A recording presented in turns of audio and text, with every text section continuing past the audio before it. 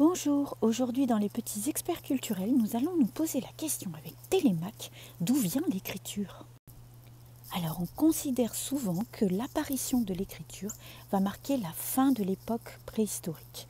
Donc ça s'est passé vers moins 3300 avant Jésus-Christ. La première trace d'écriture, on va la trouver dans un pays qui a aujourd'hui disparu, qui s'appelle la Mésopotamie. Donc ça se situe au niveau de la Turquie et de l'Irak moderne. Donc en fait, les Mésopotamiens, on a trouvé des petites tablettes d'argile sur lesquelles ils écrivaient. Et en fait, ils utilisaient un petit bout de bois et réalisaient des petits coins. Donc ça faisait des petites traces et on a appelé ça l'écriture cunéiforme.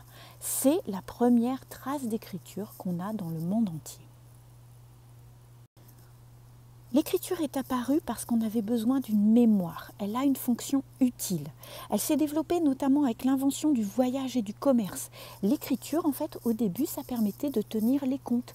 Les comptes, par exemple, du nombre de bêtes qu'on avait dans la ferme, les comptes du nombre de bœufs qu'on emmenait au marché.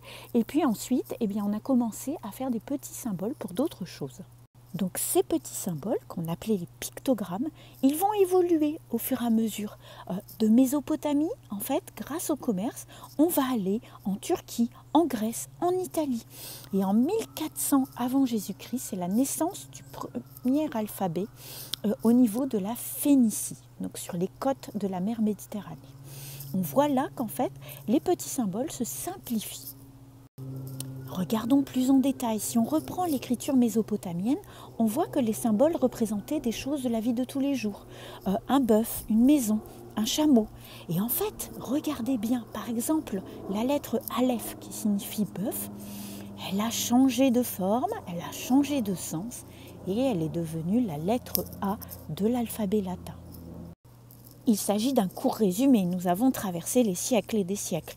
On voit par exemple donc, l'écriture mésopotamienne ou phénicienne, ensuite qui devient l'écriture grecque, qui va jusqu'en Italie et donc devient le latin, se simplifie pour arriver à notre alphabet moderne. Et on voit même qu'il y a des lettres qui n'existaient pas. Par exemple, le J n'existait pas dans les différents alphabets, ou le V et le W, ils étaient identifiés avec la même lettre que le U. Donc il y a eu des évolutions au fur et à mesure jusqu'à nos jours. Durant l'Antiquité, il y a eu bien sûr d'autres systèmes d'écriture. Vous connaissez sûrement les hiéroglyphes qui ont vu le jour en Égypte, ou encore les écritures asiatiques en Chine, en Corée, au Japon.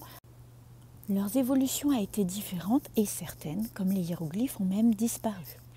Il existe donc deux types d'écriture. On va appeler les écritures idéogrammes quand un symbole représente une idée.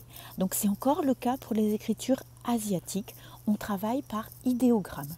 Et puis on va avoir d'autres écritures qui donc seront des versions simplifiées des pictogrammes et des idéogrammes. Et donc là en fait un symbole va représenter un son.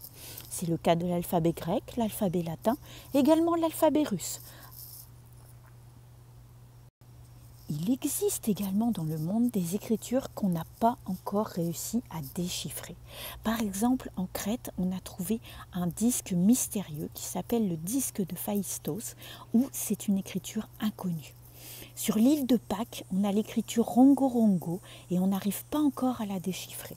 L'écriture Olmec au Mexique, on a quelques petits indices, mais on n'arrive pas encore à comprendre tous les idéogrammes. Et puis, même dans les écritures asiatiques, par exemple, l'écriture de Khitan au nord-est de la Chine reste très mystérieuse. Voilà, j'espère que vous avez aimé découvrir l'histoire des écritures.